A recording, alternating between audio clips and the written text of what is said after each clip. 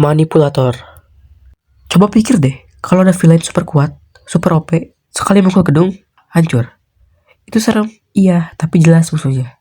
Nah, masalahnya, villain manipulator itu beda. Dia tuh tipe orang yang kalau nongol di cerita, lu gak langsung mikir, wah ini penjahatnya. Kadang malah kelihatan, pinter, kalem, ngomongnya rapi.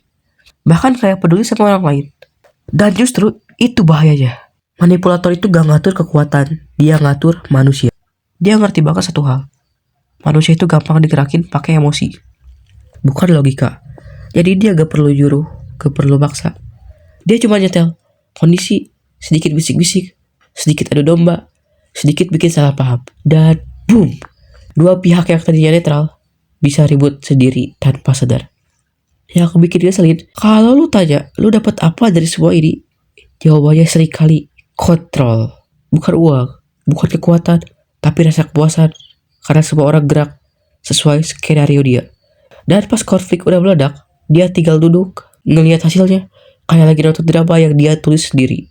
Yang paling kejam dari villain tipe ini, dia bikin karakter lain ngerusak diri mereka sendiri.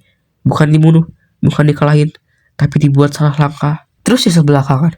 Makanya waktu penonton sadar, anjir ini orang dalangnya. Biasanya ceritanya keburu hancur. Ideolog. Villain ideolog itu sebenarnya bukan tipe yang teriak-teriak. Bukan juga yang hobi pamer kekuatan. Justru biasanya dia tenang dan ngomongnya kelihatan masuk akal.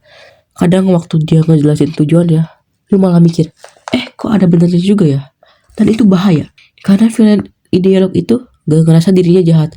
Di kepalanya, dia bukan penjahat. Dia cuma orang yang berani ngelakuin hal yang orang lain gak berani. Dia punya tujuan besar, punya visi, punya alasan kenapa semua yang dia lakuin itu perlu.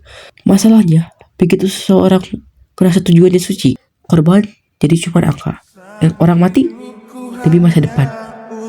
Kota hancur. Pengorbanan yang wajar. Yang bikin serem, villain ideolog itu gak bisa diyakinin, gak bisa debat pakai moral, karena dia sendiri udah siap mengorbanin moral itu sendiri. Dan beda sama villain lain, dia jarang takut mati, karena buat dia, kalau dia mati pun gak masalah, selama idenya terus hidup. Makanya konflik lawan villain ideolog itu bisa panjang, capek, dan bikin hero ragu sama dirinya sendiri. Karena yang dilawan itu bukan cuma orangnya, tapi keyakinannya. Dan satu hal lagi, villain ideolog itu biasanya paling susah bikin ragu diri sendiri. Dia gak butuh pengakuan, dia gak butuh dipuji. Yang penting buat dia cuma satu, tujuannya jalan. Makanya kadang dia kelihatan lebih dewasa dibanding karakter lain. Bukan karena dia benar, tapi karena dia udah mutusin buat tutup mata ke hal lain.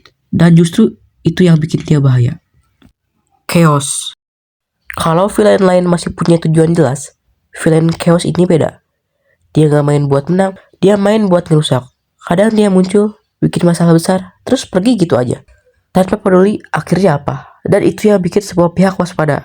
Lu gak bisa baca langkahnya, karena bahkan dia sendiri kadang gak tahu langkah berikutnya apa. Hero mau bikin strategi, percuma. Villain lain mau bikin rencana panjang, bisa berantakan cuman gara-gara satu aksi random. Villain chaos ini kayak granat yang dilempar di tengah cerita.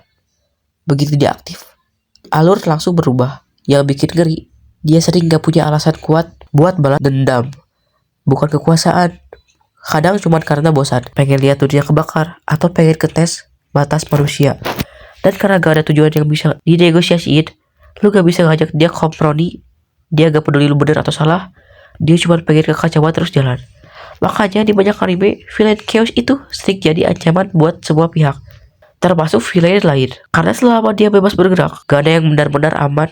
Dan yang bikin villain chaos makin ribet, dia sering gak ngerasa bertanggung jawab atas apapun. Buat dia, kalau dunia rusak, itu cuma efek samping yang gak penting. Kadang dia ketawa di tengah kekacauan, bukan karena gila, tapi karena dia ngerasa bebas. Bebas dari aturan, bebas dari tujuan, bebas dari rasa bersalah. Dan selama dia masih ada, cerita gak pernah benar-benar stabil. Strategis. Villain strategis itu tipe yang jarang panik. Di saat karakter lain ribut, dia malah tenang mikir. Dia bukan yang paling kuat, kadang malah kelihatan kalah power. Tapi jangan salah, dia main panjang. Villain strategis itu gak pernah masuk ke pertarungan tanpa ngitung kemungkinan gagal. Bahkan waktu dia kalah, sering kali itu udah masuk ke perhitungannya. Yang bikin ngeselin, dia selalu punya jalan keluar. Hero ngerasa udah ngepung, ternyata ada celah. Hero ngerasa udah unggul, ternyata itu umpan. Dan makin lama cerita jalan, lu baru sadar satu hal. Banyak masalah besar itu sebenarnya hasil dari satu rencana panjang yang disusun pelan-pelan. Villain strategis itu jarang pengen menang cepat. Dia pengen menang pasti, makanya dia sabar. Makanya dia gak terburu-buru. Dan makanya lewat tipe ini selalu ngerasa capek. Bukan karena fisik, tapi karena mental. Tenang. Villain tipe ini gak perlu teriak, gak perlu pamer kekuatan, bahkan kadang gak banyak gerak. Tapi begitu muncul, suasana langsung beda. Sebuah karakter langsung lebih berhati-hati. Setiap gerakannya diperhatiin. Setiap kata-katanya dianalis berulang kali. Yang bikin serem, dia jarang reaktif. Kalau villain lain gampang emosi, kesal, atau gegabah, villain tenang itu tetap cool. Dia bisa duduk diam, ngeliat situasi, dan sekali gerak, efeknya bisa langsung menghancurkan rencana hero. Atau bahkan villain lain.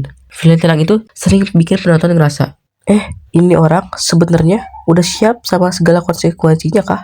Kalau villain lain bertindak biasanya berdasarkan emosi atau strategis. Villain tenang itu bertindak berdasarkan perhitungan dingin. Dia tahu persis kapan harus muncul, kapan harus mundur, dan kapan langkahnya bakal maksimal.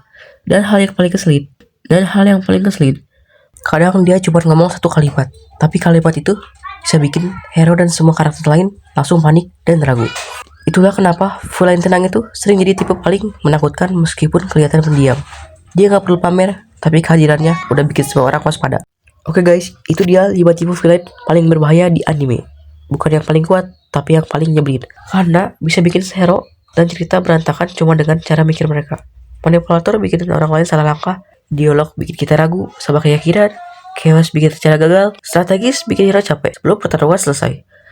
Dan villain tenang, kehadirannya aja bikin semua orang waspada. Villain yang paling ngeri itu bukan yang mukul paling keras, tapi yang mainin pikiran dan situasi. Kalau kalian suka, like, komen, dan subscribe ya. Terus juga villain favorit kalian di komentar. Siapa tahu bakal gue bahas di part 2.